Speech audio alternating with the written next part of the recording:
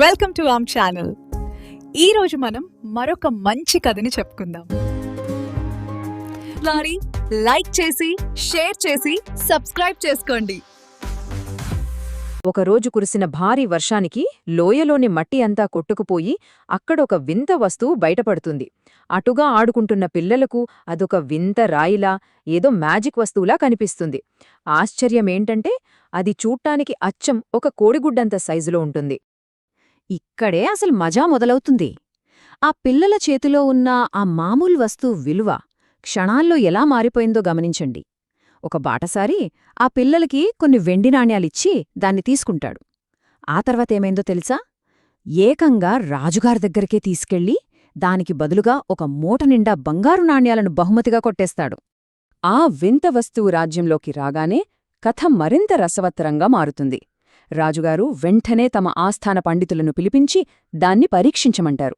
కాని ఆశ్చర్యంగా ఆ ఉద్దండులైన పండితులు కూడా అది ఏంటో కనిపెట్టలేకపోతారు.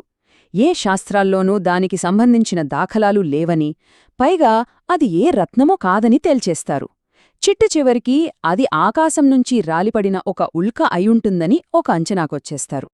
ఆ నిశ్శబ్దాన్ని, ఉత్కంఠను ఒక చిన్న సంఘటన ఊహించని విధంగా బద్దలు కొడుతుంది. దేశంలోనే గొప్ప పండితులు చేయలేని పనిని ఒక చిన్న పక్షి చిటికెలు చేసేస్తుంది.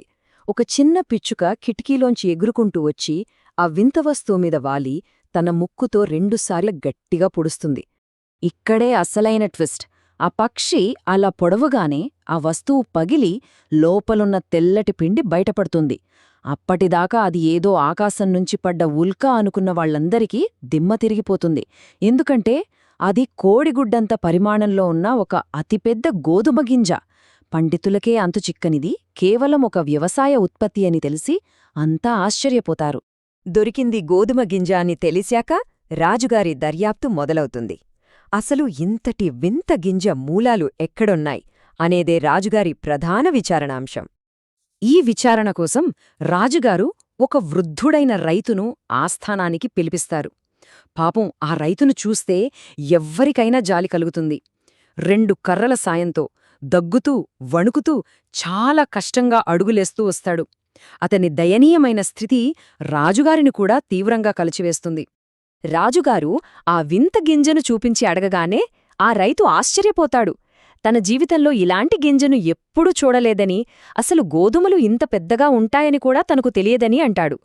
కాకపోతే బహుశా తన తండ్రికేమైనా తెలుసుంటుందేమో అని ఒక సలహా ఇస్తాడు. ఇక్కడ మనమొక కీలకమైన మార్పును గమనించాలి. మొదటి రైతు తండ్రి ఆస్థానానికి వస్తాడు. చూస్తే అతను తన కొడుకు కంటే ఎంతో ఆరోగ్యంగా కనిపిస్తున్నాడు. అంతేనా? నడవడానికి కేవలం ఒక్క కర్రను మాత్రమే వాడుతున్నాడు. అంటే ఒక తరం వెనక్కి వెళ్లేసరికి మనుషుల ఆరోగ్యంలో ఎంత మార్పుందో మనకి స్పష్టంగా అర్థమవుతుంది. ఈ 2వ తరం రైతును ఆరా తీస్తే అతను కూడా ఆ గింజను స్వయంగా చూడలేదంటాడు. కాని తన తండ్రి ఇలాంటి పెద్ద గింజల గురించి కథలు కథలుగా చెప్పడం విన్నానని చెబుతాడు. ఇంకేముంది, రాజుగారు ఆ రైతు తండ్రిని, అంటే ఆ వంశపు 3వ తరం వృద్ధుడిని పిలిపించాలని నిర్ణయిస్తారు.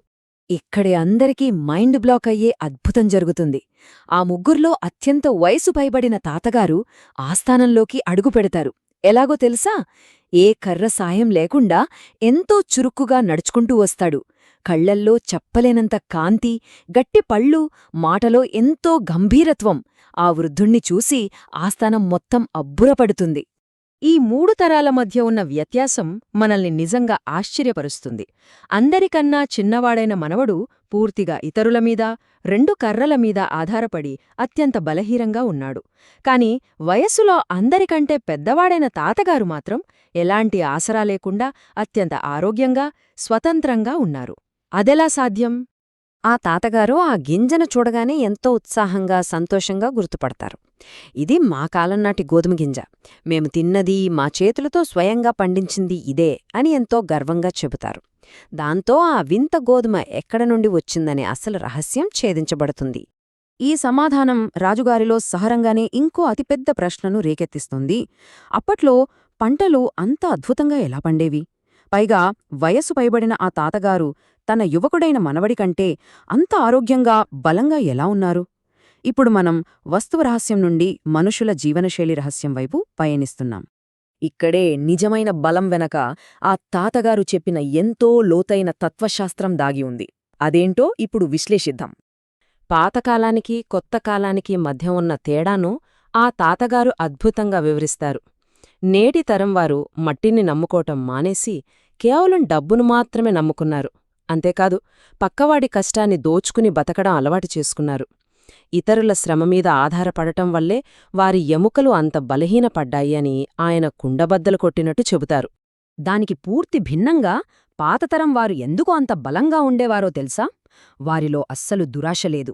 నాది నీది అనే స్వార్థం లేకుండా ప్రకృతిని, భూమిని దేవుడిచిన గొప్ప బహుమతిగా భావించారు. తమ స్వంత చేతులతో చిందించిన చెమటపైనే ఆధారపడి ఎవరికీ తలవంచకుండా స్వయం కృషితో బ్రతికారు. పక్కవాడిమీద ఆధారపడేవాడు ఎప్పటికీ బలహీనుడే. తన కాళ్లమీద తాను నిలబడేవాడే నిజమైన రాజు. ఎంత అద్భుతమైన వాక్యం గదా! ఈ ఒక్క మాట మొత్తం కథలోని నైతిక సందేశాన్ని ఎంతో బలంగా మనకందిస్తుంది. అసలు నిజమైన బలం, నిజమైన విజయమంటే ఏమిటో సరికొత్తగా ఎంతో అద్భుతంగా నిర్వచిస్తుంది. ఈ విశ్లేషణను ముగించే ముందు మనమొక్కసారి ఆలోచిద్దాం. శ్రమ కంటే కూడా కేవలం సంపదపైనే, ఇతరుల కష్టంపైనే ఎక్కువగా ఆధారపడుతున్న ఈ ఆధునిక ప్రపంచంలో ఆ వృద్ధుడి మాటలు మనందరికీ ఒక పెద్ద సవాలు విసురుతున్నాయి. కేవలం మన స్వంత కష్టం, స్వయం ఆధారిత జీవనం ద్వారా మనం కోల్పోయిన ఆ నిజమైన బలాన్ని తిరిగి ఎలా సొంతం చేసుకోగలం? ఇది ఖచ్చితంగా మనందరం వేసుకోవాల్సిన అత్యంత ముఖ్యమైన ప్రశ్న. లైక్ చేసి షేర్ చేసి సబ్స్క్రైబ్ చేసుకోండి.